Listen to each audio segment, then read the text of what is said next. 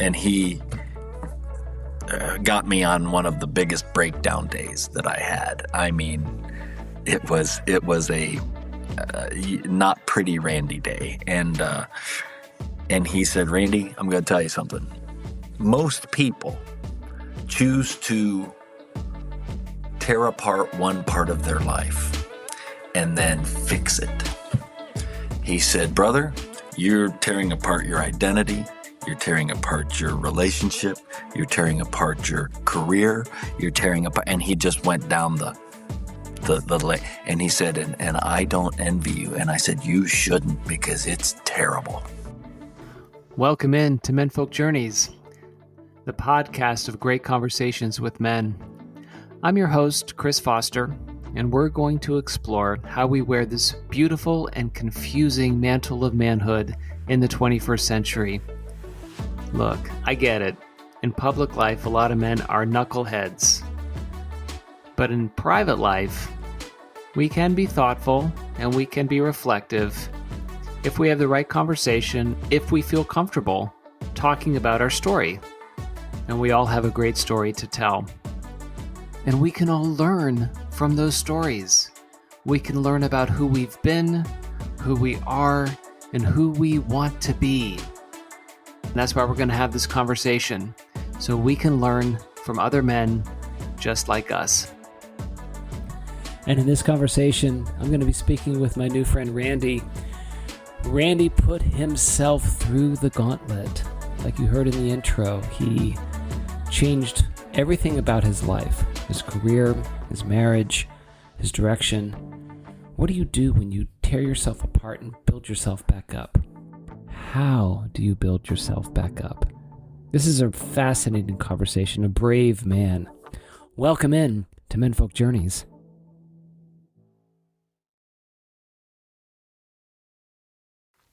Hey folks, this is Chris, and I wanted to let you know that you can support this episode. If you love these conversations and get something out of them, you can support the show by helping me with the platform fees and technologies that make this show happen. Simply go to buymeacoffee.com/menfolkjourneys. Look, I know it's a long URL, but it works. buymeacoffee.com/menfolkjourneys. Just like it sounds. You can donate $1, $5, $3, $10, whatever. You can even make it monthly. And all proceeds go to support the technologies I use to make this show happen. Thank you so much, and enjoy the episode. Well, all right. Well, Randy Bishop, welcome in. Thank you so much for having me. Oh, I'm glad you're here. Tell us a bit about yourself. Well, I am 60 years old, and most people can't believe that, which is fun. I have 2 children, 2 daughters. They are now in their 30s, and I actually have 4 grandchildren. This year, I became a full-time student again, and so I'm studying psychology full-time, and I'm here with you to have a great conversation. That is fantastic. Firstly, congratulations on being a grandfather. That is so exciting. How old are your grandchildren? Oh, now I knew you were going to say that. I believe it's 3 through 8, and there's 4 of them. Yeah, that's astonishing. 3 boys, it's so interesting. 1 girl. So. 3 boys and 1 girl. So a question that I have for you is, because I'm not a grandfather. Hopefully, I will be one day. It's every man's dream, I think. So you're living the dream. Congratulations. It's amazing. Now, I'm sure it is. Now, when you see those youngsters in those ages, are you reminded of your own children at those ages? Does it bring back those memories? Oh, absolutely. Okay. I was actually a stay-home dad when both of my children were born. My wife at the time worked full-time, and we always wanted to have one of us home, and she just happened to have a better job opportunity, so that's what we did. Sure. And that's so, great. yeah, watching the grandkids, they're all from the same daughter, so they remind me in a lot of different ways of different parts of her, actually. So it's very interesting. Yeah. So you were a stay-at-home dad. That's unusual, especially for folks in our generation. Did you at the time, I'm sure you embraced it. You seemed like the guy that would embrace it, but was there, I'm really curious, Randy, I didn't know this. Now, a lot of folks might think that it challenges your sense of masculinity. It challenges your sense of, being the quote unquote breadwinner in the family. How did you make that adjustment in terms of kind of ceding the role of quote unquote breadwinner so that you would be the domestic champion in the household? Well, at the time, my wife and I had actually spent 4 years on the road doing music across the country, and when we became expectant parents, we changed that. And so, upon changing that, we actually, for the first year of our first daughter, actually continued to play, and so we traveled and performed for almost a year, and that kind of dried up. And it was time to start paying attention to being parents. And so, whoever got the first job got the first job, really, and that's how it kind of took, coin toss. And it ended up she got a job. It ended up that we moved to a new town, and we started raising family. That's wonderful. Now, did you, in talking with other men, was it uncomfortable, or did you kind of wear that badge with pride to say, no, I'm a stay-at-home dad, and all you suckers are going off to your 9-to-5 every day? I don't know that I acted like that. I'd been a musician for years, and on the road, so I didn't have a normal 9-to-5 at the time anyway. I think the biggest thing really was that I had a wife who really wanted daughters to have a great father, and she was just right. She just said, I really want them to know their dad. So this works perfectly for me. And so I just went, okay, I'm going to grab it and I'm going to go with it. And I hope that I gave my kids a great childhood. I ended up, by the time my oldest daughter was 7, I ended up in ministry full time. And so we switched the roles. So when they were 7 and 4, I believe, I went full time work. Oh, okay, wonderful. So you had those beautiful, precious years as they were growing up and kind of just forming. You got to kind of see them in a way that most fathers aren't able to see their kids, especially their daughters, grow. Because I think it must have given you some really good insights and also created a real close bond between you and your daughters, I would hope. Well, sometimes it actually scared me to death. It was very harrowing at some moments, especially when the youngest one, when I put the oldest one on the bus for kindergarten and I couldn't find her. I spent about 30 minutes running all around the neighborhood and all through the house, and she had dug herself into a toy box and closed the lid and just was hiding. There were days that I'm not sure I was ever prepared for that. No one writes a manual that says your kids may do those things. But we had fun. We had fun. Bedtime was fun because I was a musician. We found an old ukulele, and I'd tire them out by running around and playing the ukulele and singing a go-to-bed song, and they would sing it with me and march around. And I love it. I think, growing up years, I think they can't look back and say it was bad. That's marvelous. And also, too, for you, it gives you such a precious pocket of time to be there for them. I had, I spent, not nearly as long as you, but I did a paternity leave. So I was home for X number of months. And man, I tell you, those days I still remember vividly those days, right? Kind of doing things with them in the daytime when other people were going to work. It just felt like a pocket of time and so unusual. Right now, of course, you were a musician, so you're used to an unusual schedule. And then being a dad at home is the most unusual schedule, right? Because you're just kind of figuring it out until they go to school. Have you always been comfortable with that kind of, not necessarily a lack of structure, but comfortable in a place where you had to create your own structure? Yeah. I was number 3 of 3 boys of 4 kids. My youngest sister came along a few years after me. And so right where I come in the birth order, it was kind of a fun place. I always hung out with my mom and her friends, or my mom and my aunts and nieces and cousins and things. I just enjoyed being in the kitchen. I enjoyed helping mom is what I did. So I think I was ready in a lot of ways for that. I don't think it was surprising the things I had to do or be a part of. I did, once in a while get the twinge that said I'm supposed to be providing for my family, and it did come eventually. Like I said, we switched roles, and it happened a little better.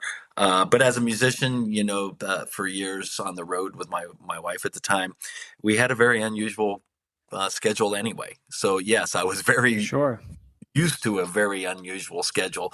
I just wasn't. I don't think any parent. I don't think even if it's a mother. I don't think you're ready for the unusual schedule for having a baby and then toddlers and everything else. I don't think anything prepares us. No, you're correct. Nobody prepares you for being a parent, which is part of the scary stuff, but also the joy of it, right? Because there's this fresh newness that happens throughout the week, and then as soon as you think the schedule and the rhythm is right, then your kids get older and they change, and so the schedule and the rhythm changes, right? So you're constantly moving and have to adapt. But a lot of men, I think, try to bear down or have this rigid structure in terms of going to work, coming home, being kids and blah blah blah. So I think for you, it's an unusual path. To be a professional musician, be on the road, and kind of work in that creative environment, and then from there transition into being a stay-at-home father, and then transition into being in the ministry. So talk to me about that. What prompted that change? Has it always been something that you were interested in, or is this something that you put on hold and went back to? I actually went to Bible college right out of high school. That's where I met my first wife. And then, we worked odd jobs and finally ended up going on the road doing top 40 is what we did. We were in hotel lounges for 4 years. I was always playing. I was always doing something. I think along the way, just my Christian background, my church background, and my Bible college background kind of fed that idea. I didn't go into ministry to be a preacher. I actually just got jobs as the music guy, the worship guy, the music minister, whatever you want to call it at the time. So I spent 16 years doing that. Oh, Roger. Okay. So that's an interesting place, right? Especially now in modern churches and the non-denominational churches, the worship group or the worship piece of it is a big piece of the experience for those folks to come in, so that the music is a big part of it. How do you feel, and how does this, translate for you, a love of music and your faith into that moment of expression? Does that feel like a complete moment for you? Does it feel more mechanical? Talk to me about that. Oh boy, you're getting into some territory here. I would say that for me specifically, I grew up in church. I grew up around music. My mom was like the Sunday school music director at church. Untrained. I mean, she just was the one who didn't have a problem standing up and corralling a bunch of kids and having them sing, She was always in the church choir and the ladies trio, along the way, I just went up and was singing and being with her. And I remember writing a song for one of the vacation Bible school weeks for her because she didn't have a theme song. I think at the end of the day, though, having the musical background, having this contemporary worship style, because I don't know that I would call worship a style of music, but it's become as a style of music, because I think worship is by and large an activity, not a musical style. But my background there just kind of filtered me right into the job I had.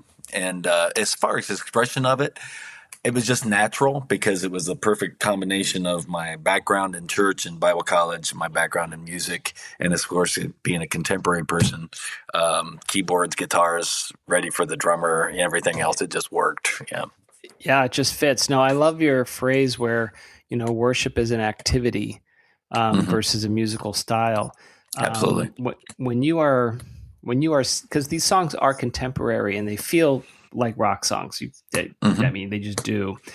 However, being said, do you feel the spiritual movement when you're singing these songs? Do you feel like you're channeling that the reason I ask is in traditional Catholic churches or Presbyterian or the like, they have, choral music, and they've got other type of musical pieces where you try to bring in, the feeling or the Holy Spirit or the breath of God while you're singing these songs to kind of bring the congregation in. Excuse me. Is that the same way that you're doing it when it just happens to be keyboards and guitars and basses instead of organs? At the end of the day, number one, I wouldn't call it channeling, but at the end of the day, I would take my worship teams through what I had a seminar of information just to make sure that we were on one page. And worship is an activity. What I called it was a lifestyle. I think worship should be a lifestyle of constant awareness of the presence of God.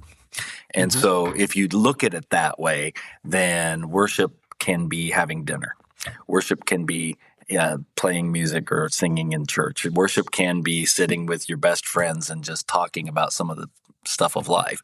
I mean, because you're aware of God's presence. To me, I think it becomes something better if it's broader in definition than simply referred to as a moment in time on a Sunday morning.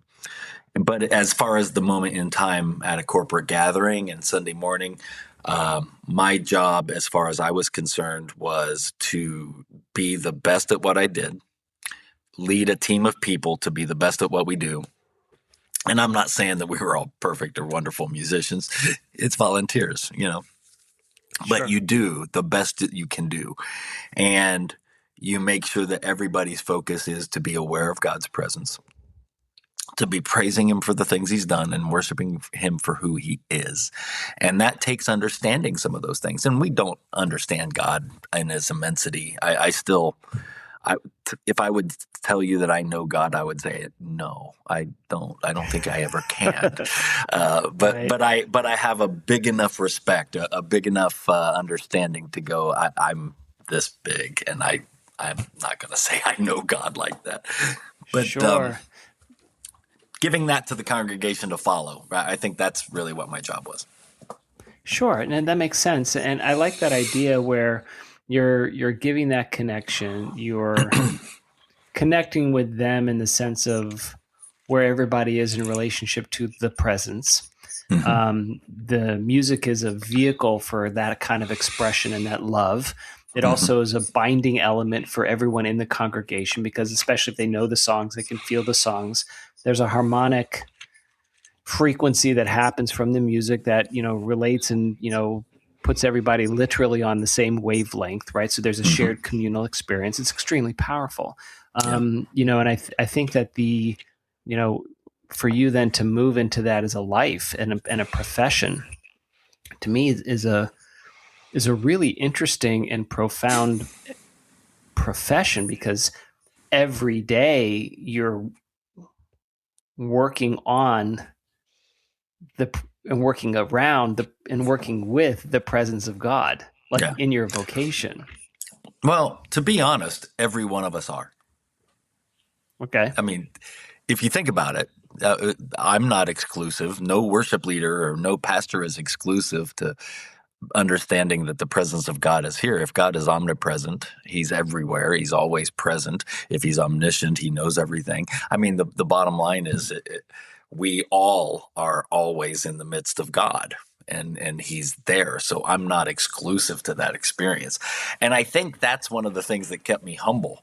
And nobody calls themselves humble. I don't mean it like that, but I just always knew that I didn't do anything special. This is for all of us. This isn't something that I bring or something that I usher in, or I just hate those kind of words. It makes me sound important. I am just one of everyone else saying, I want to understand God more, and I'll just sit here and, again, worshiping for who he is and praise him for the things he's done. And when you think about the things he's done in life, he's got a lot of stuff to be praised for. So. Right. No, I think that's interesting. And I like the mixing of your musical background and your faith background, the memory you have with your mom. Clearly you had a close relationship with your mom, which is wonderful. Still do. That's wonderful. That's fantastic. I'm glad you do. That she must be so thrilled to have great grandchildren. She is 85 years old, and she actually has great grandchildren now. So, Oh wow, yeah, that's fantastic. just Good for just a mama. couple, but yes, she does. Good for mama. That's wonderful. So that's a really interesting alignment, I think, with all these things in your life. It's rare for someone to have these kind of overlaps. It seems very intentional. And I guess a question that I would have is where you start thinking about these transitions, right? You transitioned into being a worship leader. Now you're transitioning, going back to school. Pretty interesting. So talk to me about that. How do you manage your own transitions in life? Poorly. I think we all. I think we all. I think. Yes. What a great, honest answer. I'm sorry. Let's be honest. Honestly, Let's I be think honest. none of us. Really. I don't know how many people are going to hear this, and hopefully for the hundreds and thousands that do, let's just be honest. It's time for us to take off the mask. It's time for us to quit acting like we're fine, because we're not sometimes, but we feel like we're supposed to give the right answer. As soon as you asked that question, I knew I was between a rock and a hard place. Am I supposed to talk about a book that I wrote?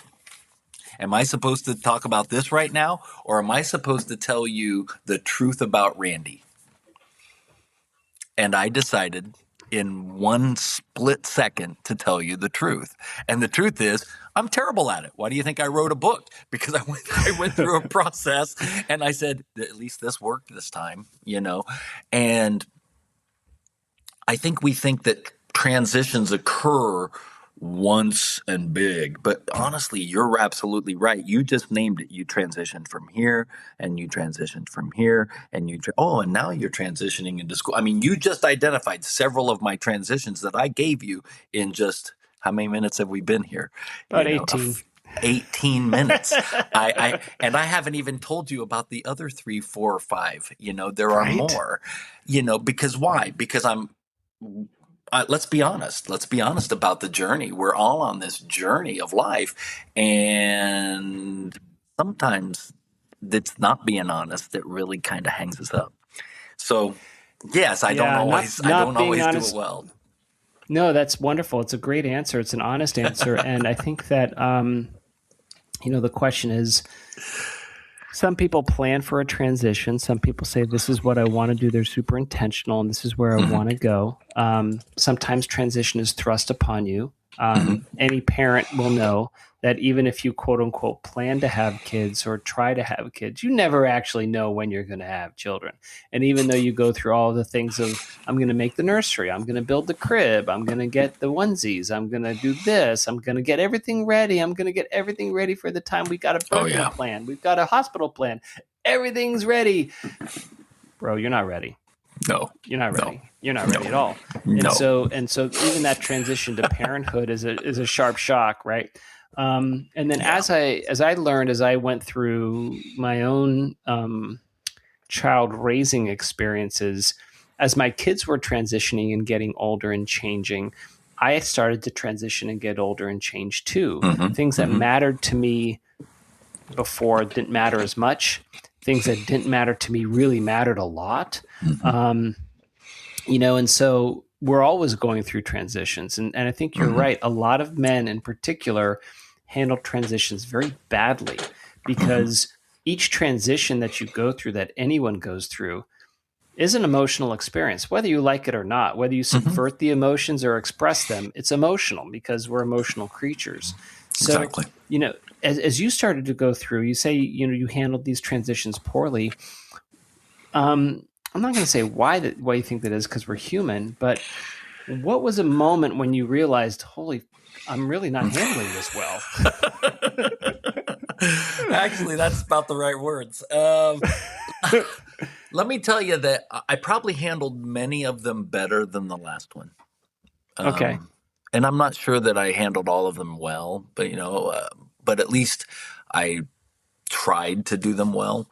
The last one is a year ago, and I think the one 10 years ago was probably a big one. I got a divorce 10 years ago, and what it ended up Roger. doing was costing ministry.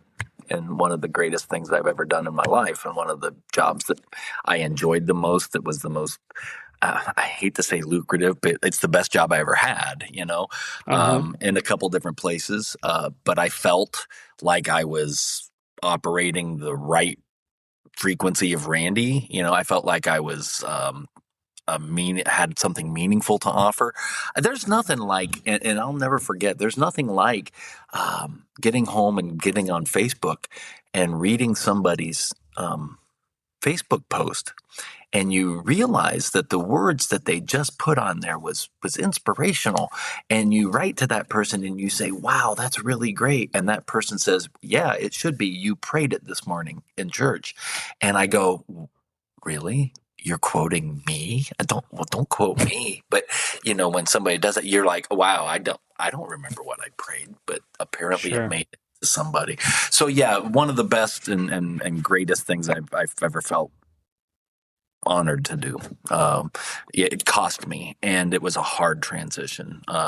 Choosing to go through a divorce, choosing to I guess align my life better with the desires that I had, the feelings that I had, the way I think things should have been.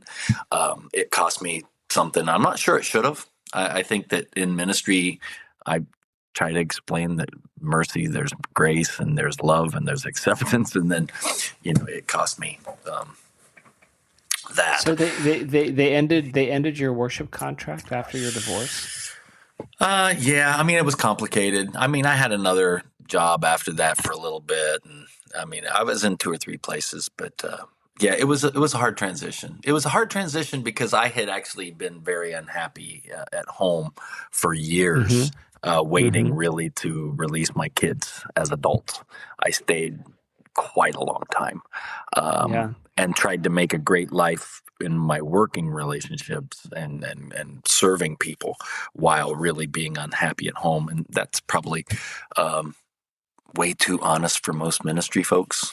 You're supposed to have it all together, but it wasn't all together. And so fast forward another 10 years to last year, and I woke up on Easter morning, just really unhappy with marriage number 2, really unhappy with everything in life, having tried so hard to sit down and have conversations of saying, let's fix something, let's iron this out, can we please, and just getting nowhere. And just sitting down at 4 a.m. on Easter morning. I mean, I didn't go to church that day at all. I mean, it wasn't the plan. I wasn't in ministry, and things were not happy where I was. And I went out and grabbed my computer, and I sat at the table for hours and just, I guess I just searched my soul probably deeper than I've ever done. And I knew that the transition was happening right there. That the next phase was starting, and just created it for myself. And I didn't handle it quite well, but I did at least work on a book that went through the process and said, this is hard. You don't talk about this. You don't have a guideline. You don't have some form somewhere to just put the right X's and you say the right things, and now look what your transition looks like. It doesn't happen that way.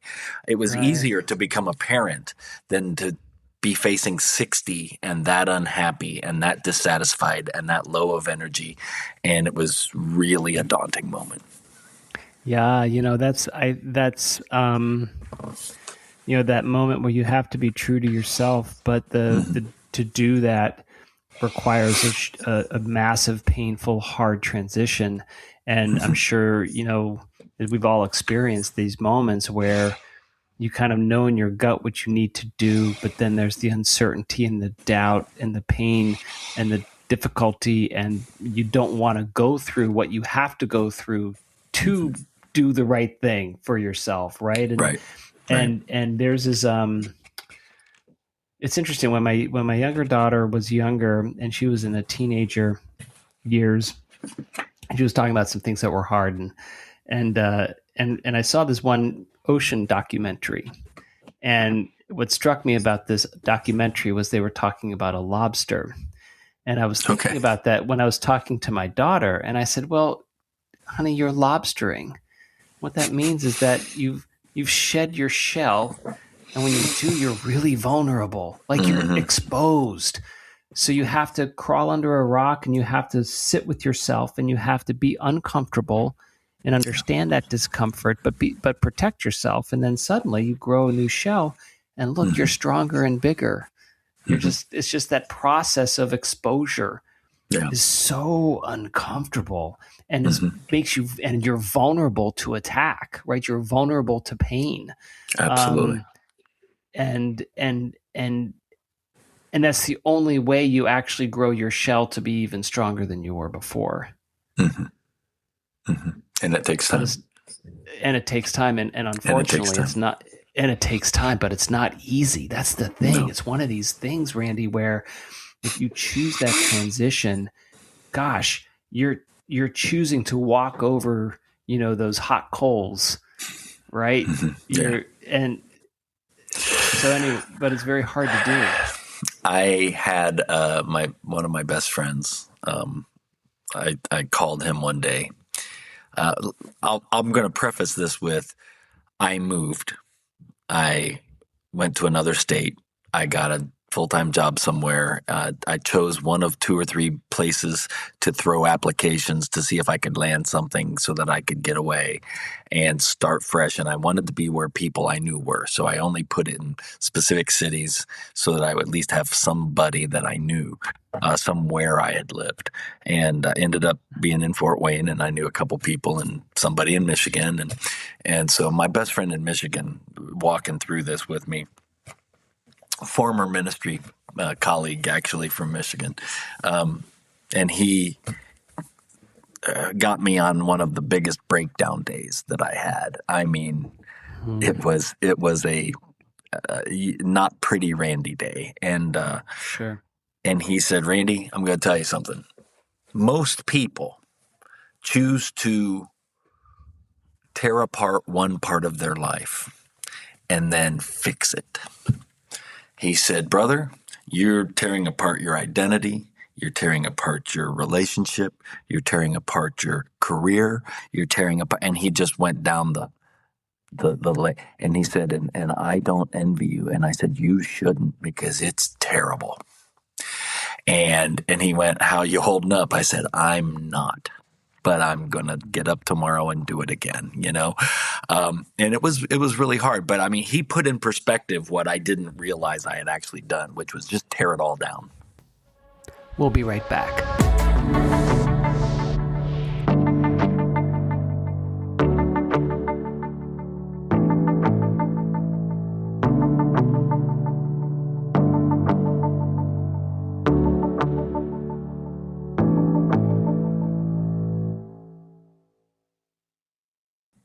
And I wouldn't recommend that to a lot of people. I talked to a marvelous man named Jonathan. He's in one of the episodes, and his analogy was scaffolding, right? Where he built this scaffolding or this architecture of his life and his identity. And then he lost his high-paying job. He lost his marriage.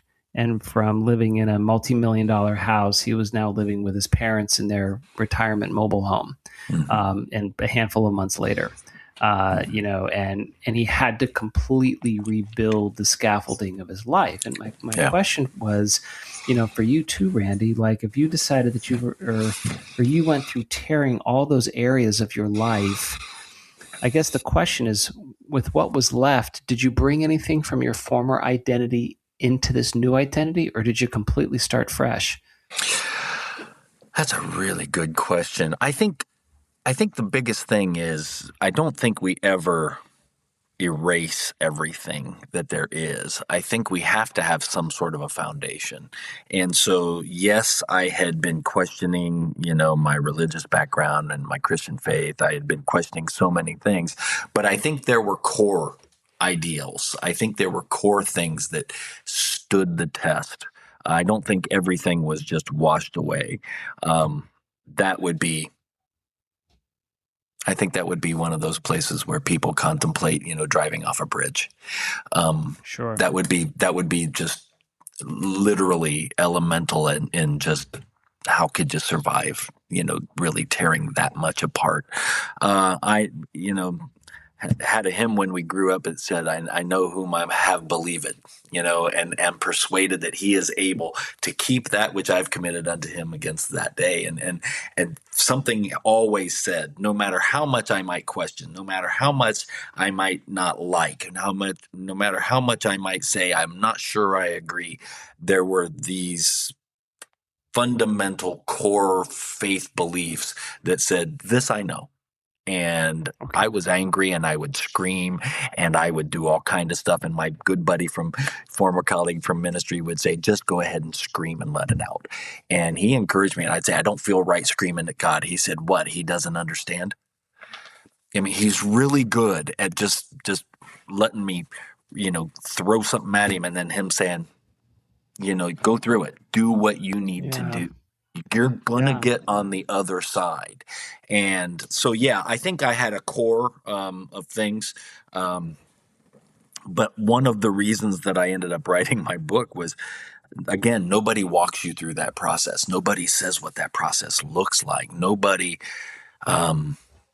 said, hey, Randy, you ought to look at this. Hey, Randy, you ought to. Right. And I don't want to pick up a book that's this thick, filled with words and nomenclature and concepts that I've never heard. I wanted to make it simple for myself because I was a mess. And so I made it as simple as I could to say, okay, just figure out your process and then do your process. That's so interesting, Randy. I've got a couple questions that I want to ask you about your faith now versus your faith then. But to your point now where you there's no manual or guide for painful transitions, right? So there is not a quote unquote, there is a 12-step program for recovering alcoholics that AA uses. There are those stages of grief that people write about. There are, these psychological and methodological processes that people go through when having some kinds of conversations. Right. But there are very few blueprints for transitions. Yeah. Right. And they're just right. And because transitions come in so many different ways, it's very hard for us to kind of find a roadmap, especially when we look back at our own transitions and how we handle them. We probably have patterns that we may be aware of, but we probably have patterns in how we deal with things. But also, a lot of transitions are so different that you handle them differently. So, when you wrote your book, was it almost like a memory of what you went through and almost like a guide for yourself where you're like, Randy, this is how I can get through this. This is how I did get through this. Did it start in that perspective? I just broke it down to what was the simple part. What was the way to make this palatable and easy for myself to understand and for anybody else? I mean, the idea that I'm just going to tell you what the method is, and so maybe it'll just be enough to understand. I really wanted something simple because if it was going to be complex, I was going to get lost. I was just going to get lost, Chris, and I don't want to be lost. And so what I say, and I say this in the very, very top of the back of the book, you're not broken. You are becoming. And I had to tell myself, you're not broken. You're not broken. You're not broken. Because if I was broken, I didn't know how to fix it. Right. How do I do that? But if I'm becoming, if I'm who I am, I'm Randy. I have this life of experience. I have this brain with these ideas. I have this heart. I have all this stuff. And if I'm broken, what can I ever do to fix it? But if I'm becoming, I'm just moving. I'm just moving. You're just moving. I love that distinction. And it's so interesting, Randy, how words have so much power between the difference of them, because if you're broken, that implies damage, that implies repair, that implies scarring, that implies a trauma to something, right? And that's very different than saying, no, I'm becoming, which means I'm transitioning and I'm moving, right? Yeah. A caterpillar or a chrysalis isn't broken No. when it becomes a butterfly. It changes into a Right. butterfly, it moves into a butterfly. Right. That's a beautiful way to look at it, because I mean, until our last breath, we're always changing. It never ends. Like, I mean, there's no end, right? We're Right. always beginning again and ending and beginning and ending, and we're in constant states of change because the universe changes. The universe will never be unchanged. That's an Right. impossible situation. So I do want to ask, though, you mentioned earlier about, questioning your faith and challenging your faith and coming out of that. So where are you now? Has your faith journey changed? Has your relationship with God changed? Yes, absolutely. I mean, absolutely. And I can't explain that. I really can't explain that. I think part of it was letting a bunch of stuff out that I didn't know was really in there. Nothing that I thought worked. Nothing that I thought would added up. Hey, if I love this person this much, then they will love me back. If I sacrifice even parts of myself for this person, they will sacrifice parts of themselves back. I mean, you see where I'm at? If I give, then I'll be given to. If I'm what someone else needs, they'll be what I need. And the bottom line was that doesn't work. It doesn't really work at all. You have to know who you are. And I had been the third born. I had been pretty free-spirited. I hung around with my mom. I sang. I prayed. In public. I did top 40 music. I did a lot of things. And at the end of the day, I heard one thing when I was growing up, and that's to be like Jesus. Well, Jesus sacrificed his life, and I did all that stuff, and this didn't work. And now who am I and what am I doing? Well, if I'm broken, I don't know how to fix that. That's right. But if I'm becoming, then I have to take all these pieces and I have to figure out what they add up to. So there's a couple ideas that happened in here. There's this verse that says, you're being changed from glory to glory. And if I'm not mistaken, that sounds like a transition. Yeah. That's interesting. And so the implication being changed from glory to glory is a constant change. So that means we're constantly being changed. I like that idea. Okay, so now I'm not broken. I am becoming, and I'm constantly supposed to be becoming. Okay, so what happens on Easter morning a year ago when I'm just a mess? What happens? Okay, what happens? I had to take a look at something from the past, and I had to say, what do I now believe about this? What does this say to me? Does it say anything? Has it worked? If it kind of works, what parts work? So I was reflecting. Reflecting. Then I say, okay, let's bring it over here. If it had merit, if it had something good, how do I reframe this and make it work for me? What part works? Right. And what I love about the reframe, I see where you're going with that, is that what had worked in the past was for a certain situation, a certain person you were. Exactly. And then it was you try to reframe it for this person. The question is, what parts of those things fit now versus what don't fit now? Because you as a person are different. Yes. And then you restore that thing back into your life. So you reflect on it. You're going to figure out how to reframe it and make it work if it's workable. And if you can reframe it, then you're going to restore it back into your life. And then you're going to just repeat this process because you got a bunch of this stuff to go through. But you do a little bit at a time. I went and I blew it all up. And there was a lot to do. And there's still a lot to do. That it's interesting. You make me think of this analogy I talked with Jonathan in the scaffolding and the structure, where you have this identity that you build for yourself, all these things that you are who you are because you do these things, because you feel this way, because you've acted this way. And then after that tower has collapsed, you still actually have all of the rebar and all of another re. You have all of the scaffolding that's around there, all these various pieces, but they're scattered. Yeah. And so the question is, but they're not gone. Right. It's just the question is, which of these do you build back?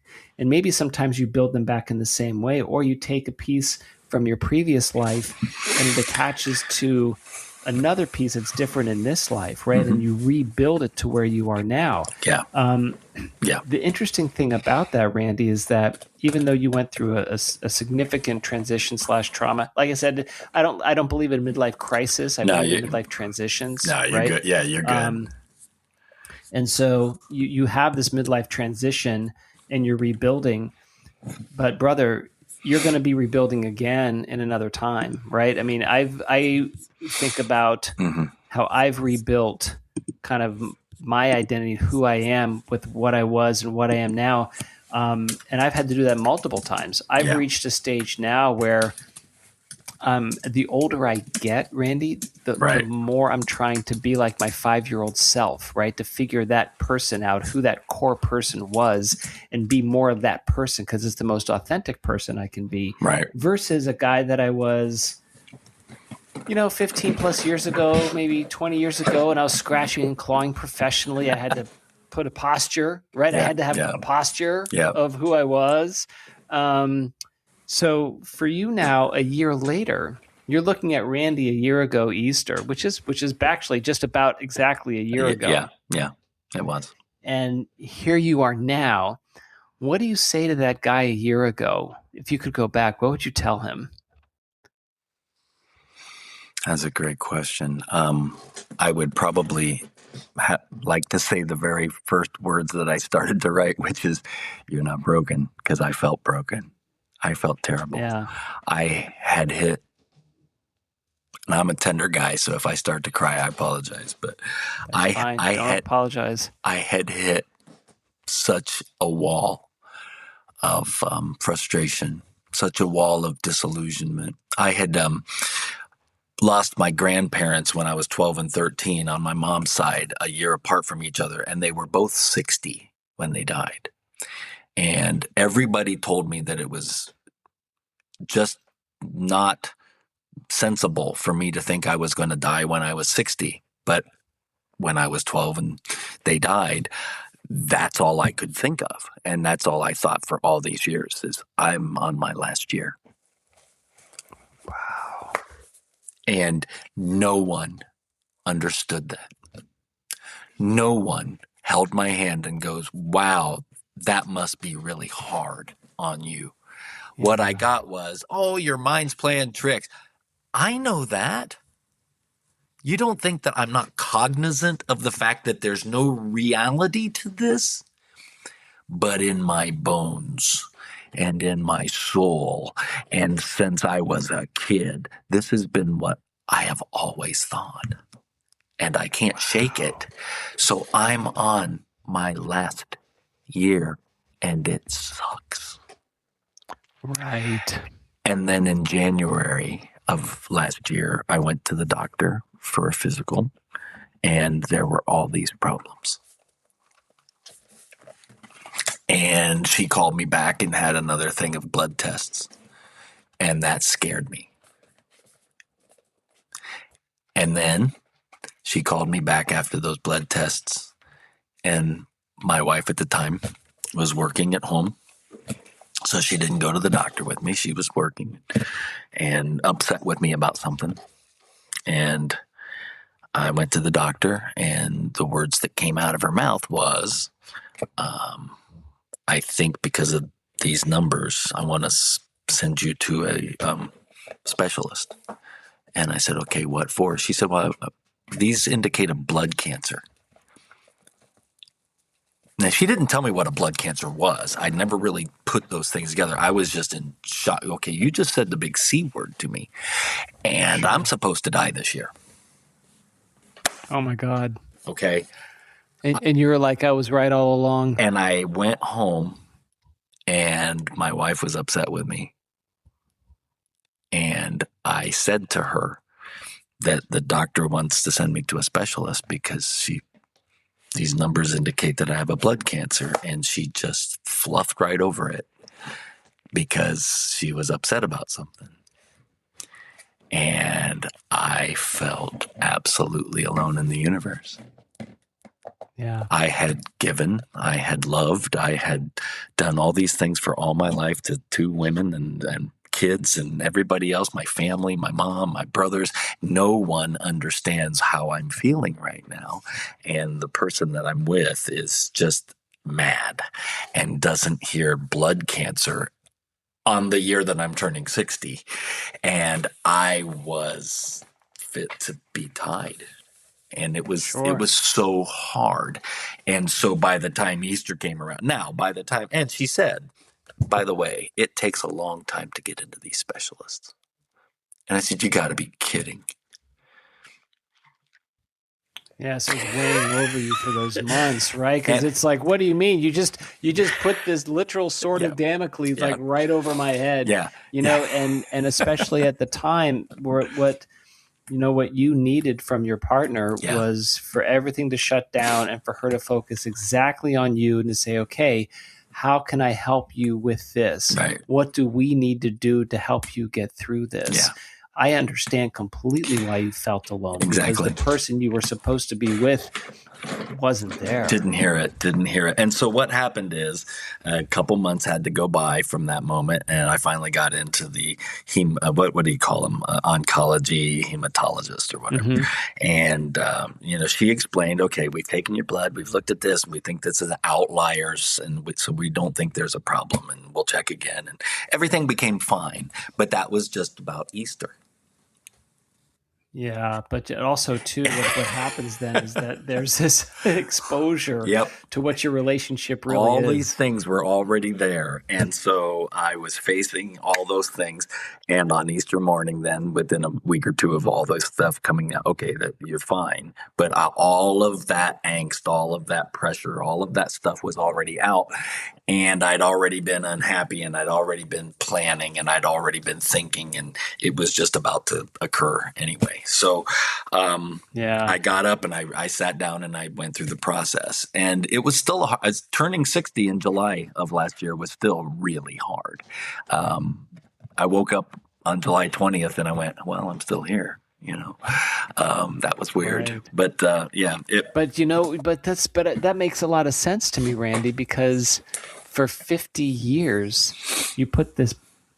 You implanted an expectation in your mind, and it just sits there and reverberates around your mind for 50 years. It's going to settle in your brain pretty well, right? Yeah. It's settling in. This thought's like, okay, we're here. Like, we're not leaving. Like, we're in. Yeah. Right? It's not a fleeting moment, and so, I can see that. There's this. Like you said, this moment of reflection, right? This moment of reframing, right? Yeah. This moment of restoring where you have to go through. But the first piece, Randy, is the reflection and the reframing. Oh my gosh. Yeah. You have to reflect. You can't reframe if you don't reflect. But if you reflect, you're going to see some things you don't want to see. Now, you know what? People think that this always has to be big. Okay, Chris, people think this has got to be big. Every time you do this has got to be big. Can I explain how it can be applied in even the small stuff? Because it shouldn't have to be in the big stuff. So in my first marriage, supper was 6:00. Period. Do you know why? No. Because her mom and dad's supper was 6:00. period. Do you know why? Because their parents' supper Because was their 6 parents' o'clock. supper was 6 o'clock. So we were living in this 6 o'clock is supper time mode. But you walk in the door at 5:45. Just how much does this work? Right, that doesn't work. People do these things all the time, okay? And they put stress and pressure on their life for zero reason because they haven't reflected on what they believe and asked themselves if they could reframe it and do something better with it and then restore it into their life in a different way. No one says 6:30 is better. Right. We can have supper at 6:30. Gosh, it would. Yes, I mean, I know it moves into the evening, but it would make getting supper so much easier, and we'd be a little stress-free. Right. It would make the rhythm and the pace of our life in the evenings immeasurably better if we just bumped this. Exactly. Right. It's and it's so funny how, without even wanting to, as human beings, we create these traps for ourselves. Exactly. Right. But I think for you to break it down very simply, where you say, if you're finding these moments of tension, if you're finding these pockets of rub in the wrong way, or the things that don't work, here's a 3-step method: reflect, reframe, and restore, and just take a step back and go through that formula. You could apply that to all these areas of trouble in your life. And now no transition is as massive as the one Randy went through a year ago, because it's not everything transitioning at one time. You just start to say, and we probably all have, if you think about it, every listener, every person right now considering this probably has 2 or 3 things they're thinking of right now that they probably need to revisit. I'm going to use another reword. And I went through a lot of rewords. I'll quote them wrong because there's a lot of great rewords. But honestly, it's as simple as, if we started to make, nobody tells us this. Nobody tells us that you're constantly going to be changing. Nobody tells us that the transition from single to married or even cohabitating is a big transition. Then it's from, let's just go back even farther. Let's go from high school to college or high school to work. Let's talk about the transition from, I've been forced to go to one church as a kid, but somebody invites me over here and now I like this, but it's totally against. And let's talk about, hey, I like somebody from a different background, and that's going to transition me and my family. Let's not talk about, my parents are Ford people and I just bought a BMW. Chevy. Let's not, Chevy. Right. Let's not talk about those. And they're all transitions, every one of them. Every one of them. No, that's true. So I'm actually going through a transition now. I transitioned to a new job. Okay. And it was dramatic in terms of the process, the effort, the do I not, what's similar, what's different, how do I take what I did well from my previous position into this one, what am I shedding that I want to do differently, right? And so the idea of that process of reflect, reframe, and restore is really simple. I love it. I think it's very helpful and applicable to most all transitions, and we're always going through transitions, just like you said. Now with so right now, Randy, I guess my question for you is, where are you now? How is Randy right now, a year plus after? Well, a year plus after, I'm a full-time student, and that was unexpected because I came here for a job and the job got canceled. And I went for another job and they left me stranded, and I was holding the bag and going, okay, well, I'm here in transition with life. So what am I going to do? And I never finished school. And so I decided to go back to school, and I chose psychology. And on the second day of psych class, one of the students, 1/3 my age, said, "You're 60." I said, "Yeah." He said, "Why are you here?"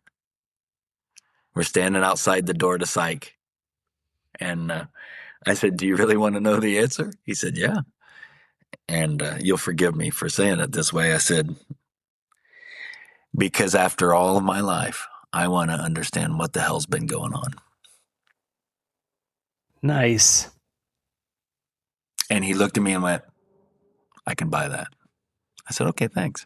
And we sat right in back of each other, in front of each other for the rest of the term, and enjoyed bantering back and forth. But I mean, I bought the respect of him really quick because I was honest. Hey, I just want to understand. Sure. I don't get some of the stuff that's been going on. I tell you what, if I'd have understood neuroscience 40 years ago, yeah, I'd have been in school and I'd have changed a whole lot of stuff. But hey, now I'm 60 and I'm doing it. How am I now? No, you're just doing that. How am I now? I'm a 4.0 student, so I'm happy. My friends are all like, we told you to relax. But I keep saying, you guys went when you were 30 and 50. I'm 60. This is a big number. Right. And if I actually go as long as I want to, I'll be at retirement age before I can actually work in the field that I want to. But that's not why I'm doing it. I'm doing it really because I wanted to put some letters behind my name and I wanted to put some understanding. Not that I haven't been a student my whole life. I've always learned. But it just helps undergird a lot of what I'm talking about. And what I'm doing also, I'm just not going to lie about this. I've got another book idea. And it came down because a friend of mine was trying to make a really major life decision. And do you know nobody talks to you about how to make a decision? Right.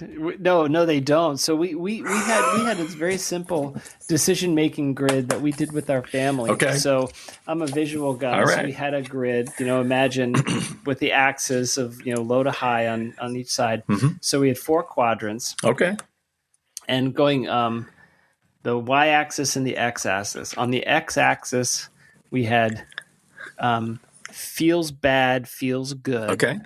And on the y-axis, we had is dumb, is smart. Okay. So as the feels good, is smart grid. Nice. Right? So that you can make a decision that feels great but is dumb, or it's kind of on that sliding scale. Or you can make a decision that feels bad but could be good. I like it. Of course, the best decisions are the ones that feel good and is smart, right? Right. Mm-hmm. Those are the better decisions. And so we plotted those. And whenever we started, we were like, let's get the grid out. Exactly. Before we decide, let's get the grid out. Right. And so we did it. It's a helpful framework, but I think that you're correct that, again, the blueprint for making decisions is non-existent. I have it. Just like the blueprint but you're going to be building it. I'm working on it right now. That's awesome. I sent the framework of it to the friend who actually he did my cover, my colleague from ministry, and I said I have been working on this because I've been trying to help another person, a friend of mine, through this transition, through this decision making, and I said there's no easy guide to making a decision. People, we've grown up and people say, well, just decide. You want chicken or beef? I don't know. Well, which do you want? Right. And so I don't know why. I don't know how. I was driving from one job to another once, and it was winter and it was snowing. It was terrible. And I came up with, how do I tie it into the RE method? Because I'm sure when you're going through the RE method, part of the reflecting and the reframing is making a decision about some things. But what if there's a complicated point in there? And so my idea became, because I'd said it several times to my friend, I'd said, I don't know what kind of scales you're using in your decision making. Right. And so I thought, I need to create the rescale. And so you have reject and retain. They might be the right words for re, but okay. So what portions of this decision do I retain? And what portions of this decision do I reject? And there's 5 criteria, and I'm not going to disclose those here because the book's not done. But the idea is you filter them through 5 criteria and know which part to put where. Sure. And that helps you make a decision because you can see it visually. Yeah, because now I've got, because I kept saying, I don't know what scales you're using. Please tell me what scales you're using. Yeah. How are you determining this? Well, hey, I created a way to help somebody determine it, and it's simple, just like the RE method is simple. I mean, my book is 100 pages long, and it's got a lot of space. And it's got a lot of space on purpose, because when I was in ministry, you know, the Bibles that we use, the Bibles you see, they got these little bitty type. Tiny little type, and there's they're hundreds filled with the pages, yeah, and the pages are transparent, and they're and that's because there's a lot of good stuff in there. Okay, and I understand, but then we complicate it further by creating a whole bunch of stuff that maybe it doesn't say. And I always said, if this isn't for the stupidest person in the room, then it's not free. Right. And if that's a great and point. if salvation is free, if the gift of God is free, if God loves you no matter what, it shouldn't take a PhD to understand it. It should be something stupid, That's right. simple. And I championed that, and it got me in a lot of trouble in a lot of places, and I don't mind.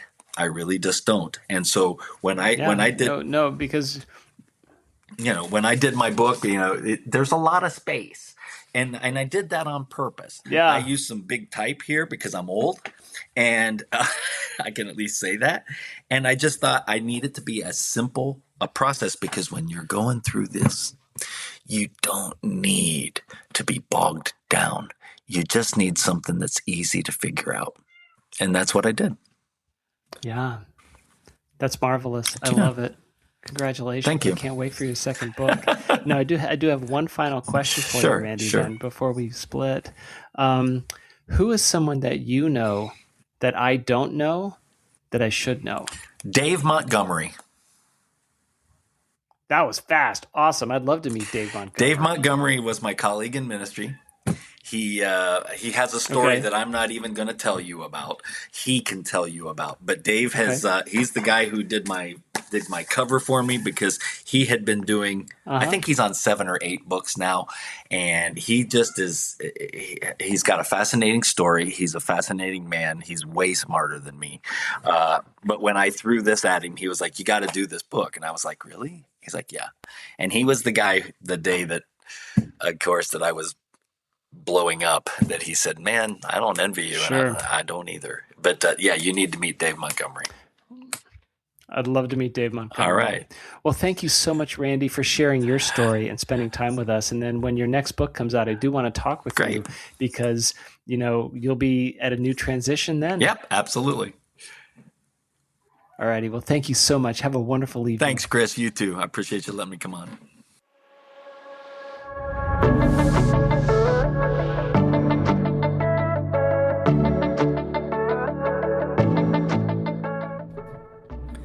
Well, wow, what a conversation with Randy. What a interesting decision in life in terms of how he realized that he wasn't happy, and how he realized that he needed to change his direction, right? He needed to change the person he thought he was going to be and build himself up to somebody that was different and new, right? Someone that could be the man that he wanted to be. That restoration, that recovery, that reflection. And out of that, building a framework so other men could figure out how they could rebuild themselves. So what did I learn from Randy? I think I learned that there's no real end to your story, right? Your story just continues. Your story moves on, and your story might change, but there's no end. And I think that's a beautiful thing. I think that you have the possibility to reinvent yourself.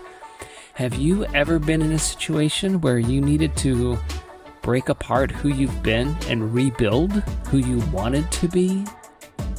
How you thought a life could be, and then, strip it all down and build it back up? It's pretty brave, and it's very human, and it's his journey. And I'd love to learn about your journey. If you like this episode, if you like these conversations, I'd love you to join. You can visit menfolkjourneys.com and book a conversation, because I know you have a great story to share as well. Thank you so much for listening. I wish you all the best. Word bid Falarid.